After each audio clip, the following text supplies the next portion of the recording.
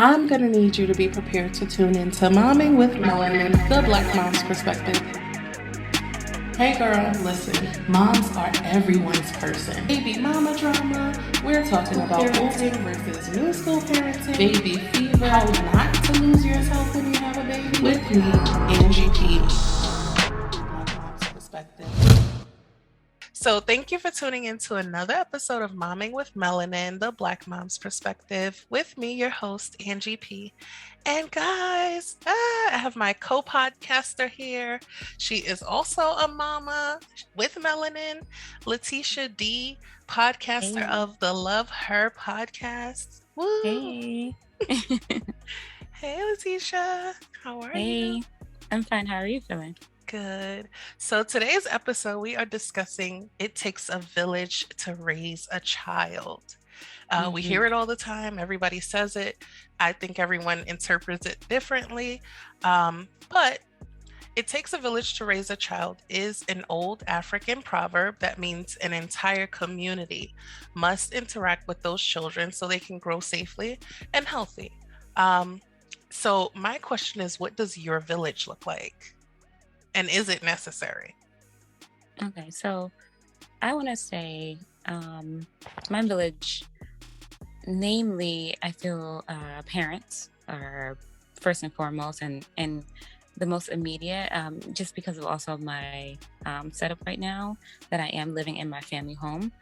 Then I also have, aunts, cousins, people, maybe older family friends also that can chime in and tune in. I do have, I grew up in church, so we also have church mothers or whomever else may give some guidance and wisdom. But apart from that, there's also just some friends. A lot of friends have had children before I have, so they also chime in from time to time. But a lot of moral support, I would say, versus physically being there. So again, my parents are the one that are probably physically going to be there. And then, a host of cousins and aunts. Is a village necessary? That can go on and on. Some may say that it's kind of innate. You do become an innate caregiver when you become a mom. I do understand that, but there needs to just be, I feel like maybe perhaps if you can be in this dynamic for your family to be around, for friends to be around, to be able to just kind of, again, lend a hand, give you some wisdom, perhaps just give you a break, even a mental break, even talking to someone, for 2 minutes in a conversation, and then just baby talk or, trying to make sure you have everything together, that just is necessary. Bottom line, period. It is necessary. So see, I envy you and a lot of my friends that have children and, they have their home. I'm in another state compared to my mom. I don't have a big family. I have no female cousins nearby my age. It's just me. Oh, no. Yeah, we don't have a big family. So that makes it harder. And then my husband doesn't have a big family. So it's just we're out here, bro. It's you and I against the world. When we had our baby, my mom, she helped. My sister would literally come over because she has 2 children and be like, well, just take a shower, just have a moment to yourself.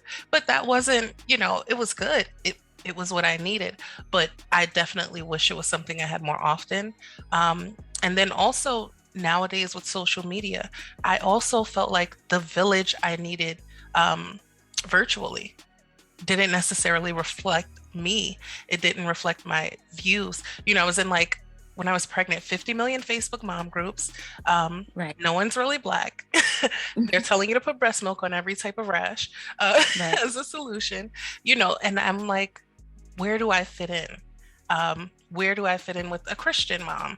Where do I fit in with a Caribbean background person and Southern, Black background and, someone that likes holistic things? It wasn't anywhere that reflected me.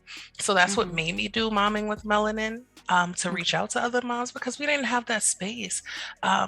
So yes, village is important. Right now, my village is literally me, my husband, my mother-in-law who lives on the West Coast but comes occasionally, my mom, my sister, that's really it.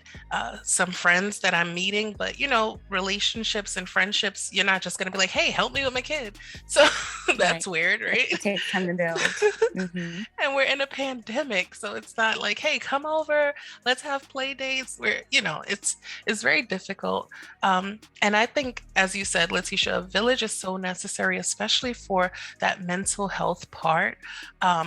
With moms, new moms, like we're literally now taking care of a person that came out of us. It's, they're outside of our body. Right. And we're still learning to physically care for our own body, that is still changing and will be changing over the next year to 2 years. So it's a lot. And then the emotions and the things they don't tell you, where you have your baby and now your hormones, you're having night sweats, like all of these things, your hair may be breaking. It's just so much. And it's like, where no one told me this. Right. So that or village, even if you have been told, honestly, it still can be a jolt. It's a shift in what so yeah. So it's like, where is that, that sisterhood that, it's so much needed. What I admire is kind of old school parenting. Not that style of parenting, but the unity that women had. And that's more so like in the 60s and then the, 70s and 50s and so on, where it's like, okay, I'm coming over, you had a baby, we're going to cook and clean and help, and that didn't have to be your family, that was your village. So a village is so necessary, and not just for that kind of help. Parenting is something that you learn as they grow. Every child is different. Every child needs something different. So just being able to get advice from someone, you had friends that had children before. Out of my friends that I had previously, I was the first to be married, first to have children. So okay. I literally was that friend that's like, they're like, oh, she's married. Oh, she's pregnant. Oh, she bought a house in another state. So I don't get invited anywhere. I don't get called unless somebody needs advice or, so I'm like, who can relate? Right. Just my sister. That's fine. You made your own lane. I love it. Yeah. So a village is absolutely necessary. And I think we learn kind of to cultivate that village, right? It may not look like what we desire it to be, but if that means taking from here and there and just building those relationships so we can have that village, then that works too. And I think in order to have an effective village, you have to be open as a parent, because we don't know everything.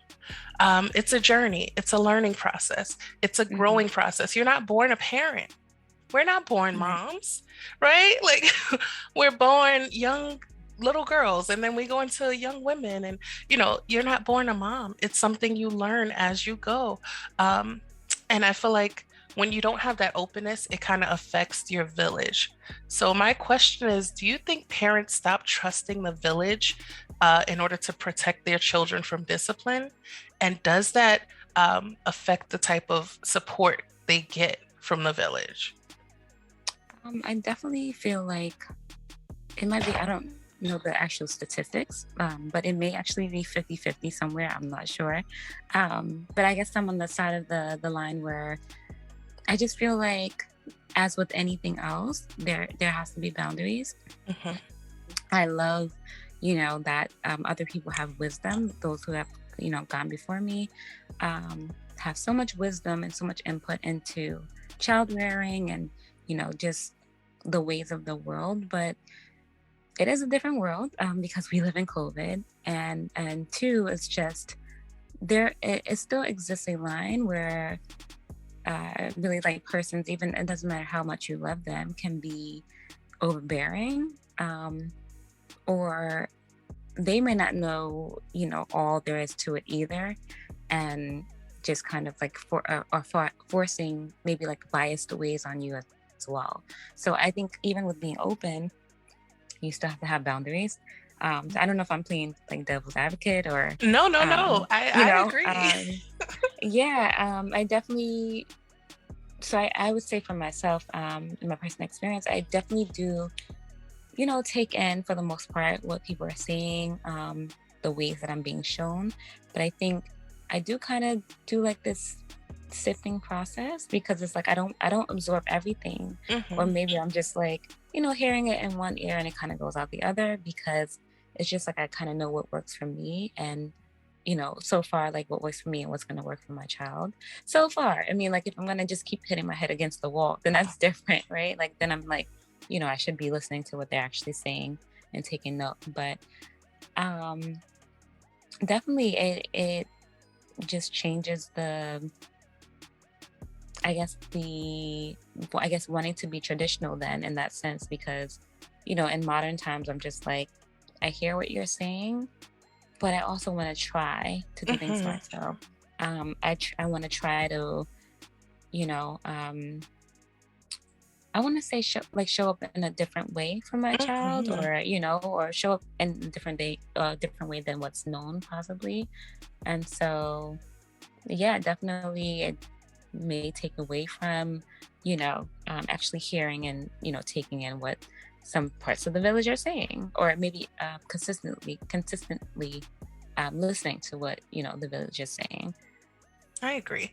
Like one thing I always consider, right? Advice is free. We can take it or leave it. Um, Right. a lot of times, of course, it's okay to give advice, but sometimes you have to ask yourself, and this is just me as a person giving Mhm. advice, is this God or is it me? Am I in the right positioning to give advice? Those kind of things. And I feel like that old school parenting, some things you take as meat and some things as bone and you kind of just throw away.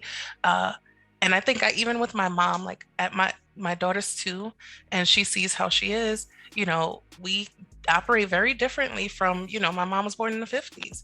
Right. It's a very different type of parenting style, but she sees that my daughter's very decisive.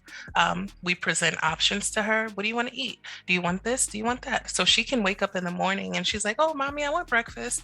I want eggs. I want grits. Right. She knows. And when you put it in front of her, she'll eat it. So the parenting style is very different. So you can give the advice. That doesn't mean I'm going to apply it. And I'm not going to Yes. be rude about it. So it's like, oh, okay, thank you. Now, is it important as part of the village if you see my child to say, hey, stop, don't do that if it's something dangerous? If it's you, Latisha, if it's, someone that knows me and you see my daughter's doing something that's inappropriate, tell her to stop. Correct her. Okay. Now, don't Right. put your hands on my child because we're going to fight. I'm saved, but I'm not that saved. Right. Don't curse and yell at my child because I don't do it. But, you know, if she's doing something dangerous, I would hope that someone would say, hey, you're Angie's daughter. Don't do that. Your mom wouldn't like that. Right. You know, Yeah. if it's something where children are being children, don't go yelling at my kid for running around.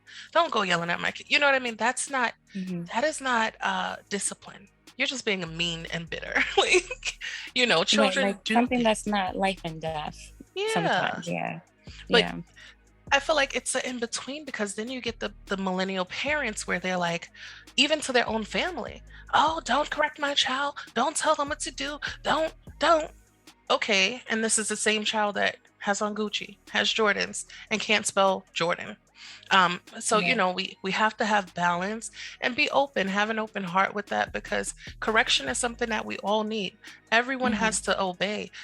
We're gonna have to obey someone. We have to respect guidelines and boundaries. So I think an openness. But when you get those people that are like, oh, don't tell my child, don't correct them, then on the outside looking in, it's like, okay, so don't say anything to them. To Okay, that have child. at it. Yeah. And then you're Yeah. like, well, you saw him do this. You didn't say anything. You told Right. me not to. So this is where it's like that rift in the village, right? Um, Hmm. and then I feel like in Africa, it's so different with this being an African proverb because I've heard my friends like growing up, in their village, if there were two moms that worked, we could get up, Letitia, and you can drop baby girl off. I can drop my daughter off. And they're like, okay, well, you go to work. We're here. And it's a bunch of women, your Right. sisters, that are going to feed your kid just like their own, that are going to bathe her, do her hair. And you come back and it's like, oh, okay. And that is okay. Why don't we Right. have that here, girl? Uh, I mean, I want to say there's so many other issues that we're all dealing with as a people. Yeah. that we've gotten so far from that. So that can be a whole different conversation. Very true. Yeah, so we don't know everything. So, you can't protect your child from discipline in a sense of, as you said, you can protect them from the delivery of it. Don't yell, don't shout, don't be disrespectful in disciplining them. You can discipline and they don't have to feel inferior. They don't have to feel threatened.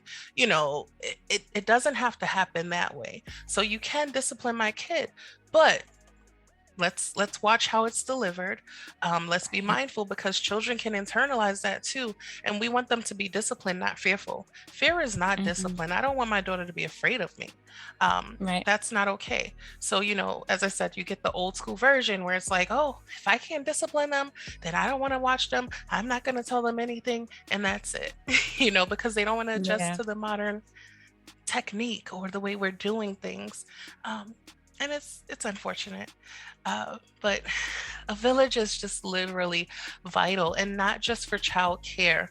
As I said, when you get pregnant and they're like, oh, you're having a baby. Well, let me give you a few tips. Let me tell you that. Let me tell you this. And it makes such a difference. And that's why I literally am on this podcast and everywhere else. Like, listen, mamas, we have to do self-care. Postpartum depression is real. Anxiety is happening. Black women are dying giving birth. Like, we need that community and that village. So definitely. How do you currently feel about your village? Like, do you feel like you need more of something that your village isn't giving you? Like, how do you feel about your village right now?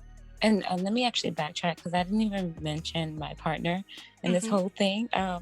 But he is a hard worker. Basically, we have two different conflicting schedules, but I do feel as if maybe I take on a lot still as the mother.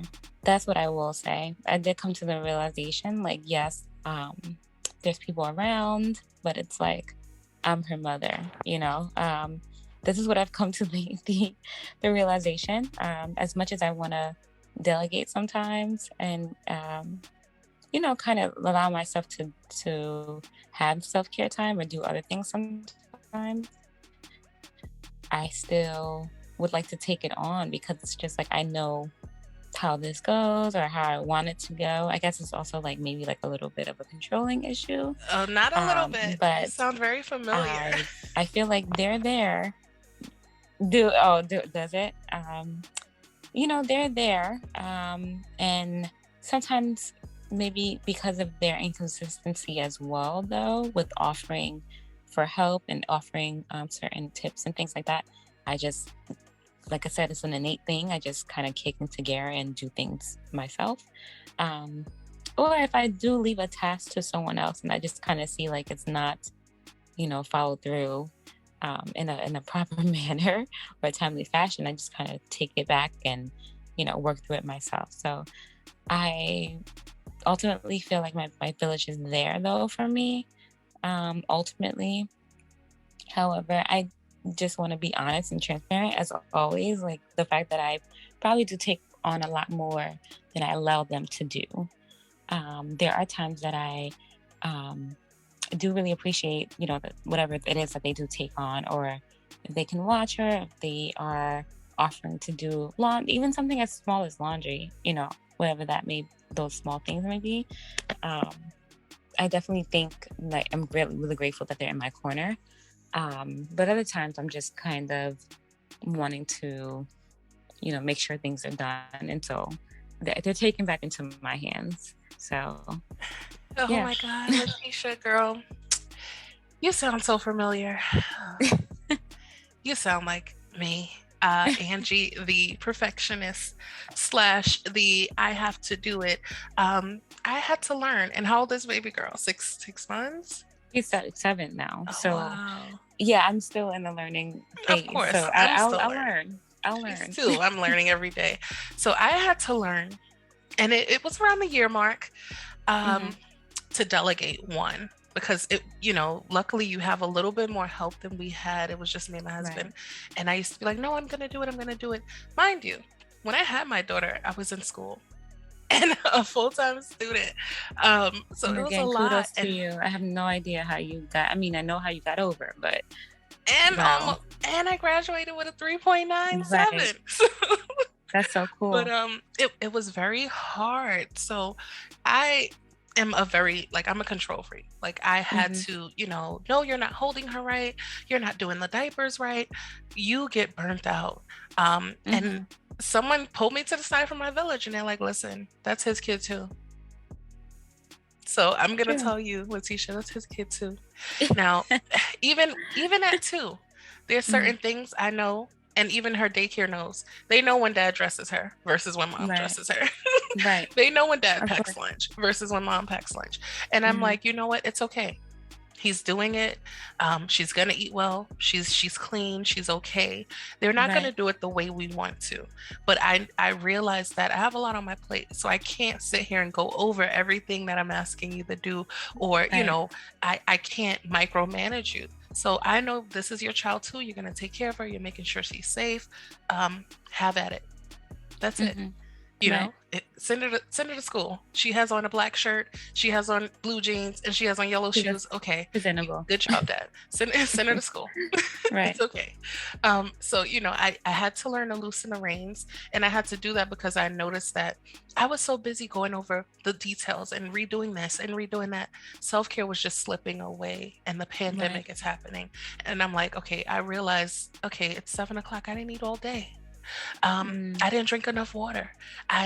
Because it's a busy mode. Like, I work morning Right. shift, my husband works midday shift, and I'm like, oh my God, it's a lot. It was Hmm. a lot. No help, and I had to loosen it up. Like, listen, Right. you do this. So learning to delegate really left time for more self-care and just reflection, like the chance to sit and pray. Like, once I had my daughter, I felt like my prayer life changed, versus being pregnant. I was praying every day in the shower with my little baby mom. Right. And then once she's here, I'm like, oh my God, I'm so overwhelmed. And my prayer life slipped away. The time reading the Bible slipped away. Hmm. Dating my husband slipped away. It was just so much, Yes. because Yes. this child is the center of it all. And not so.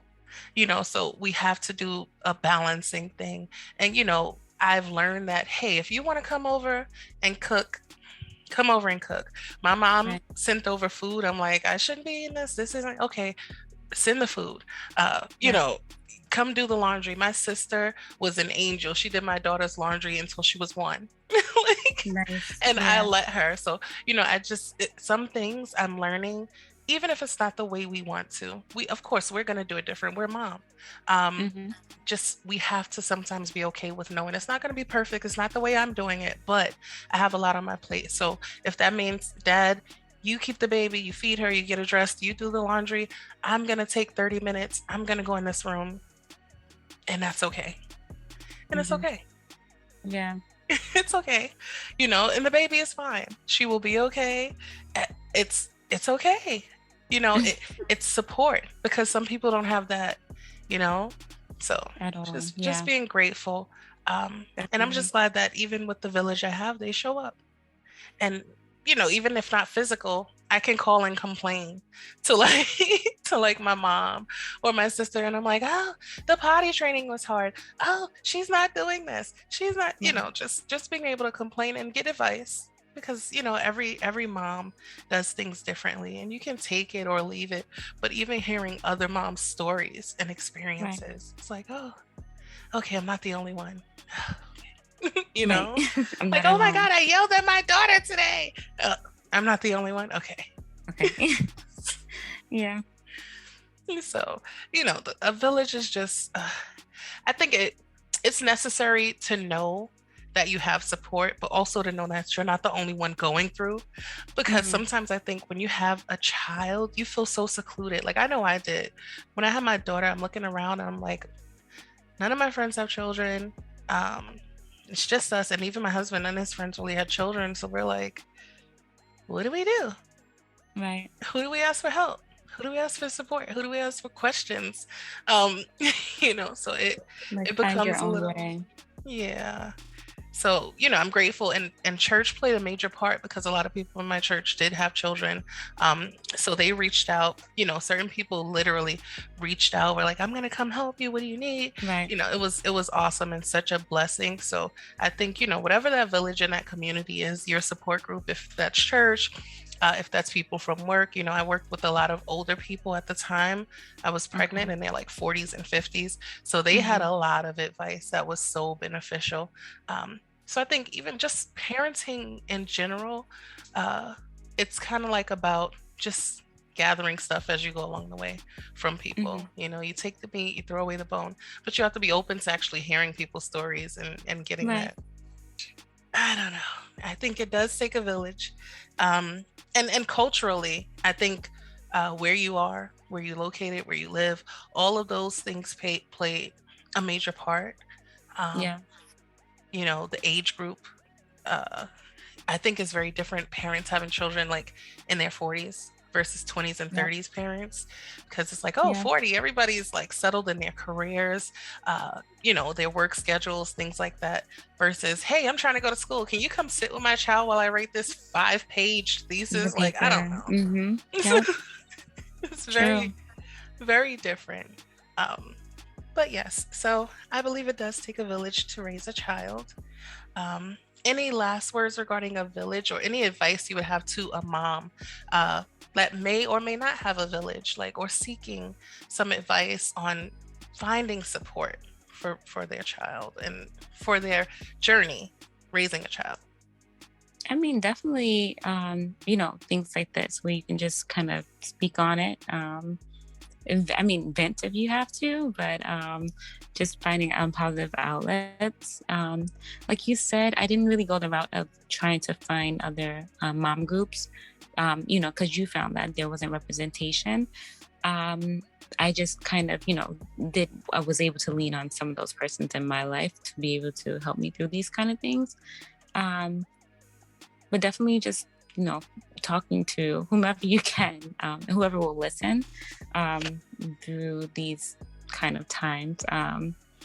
In the midnight hour, we know who we can call on, but, even if there's someone physically, able, maybe a coworker, like you mentioned, to be able to,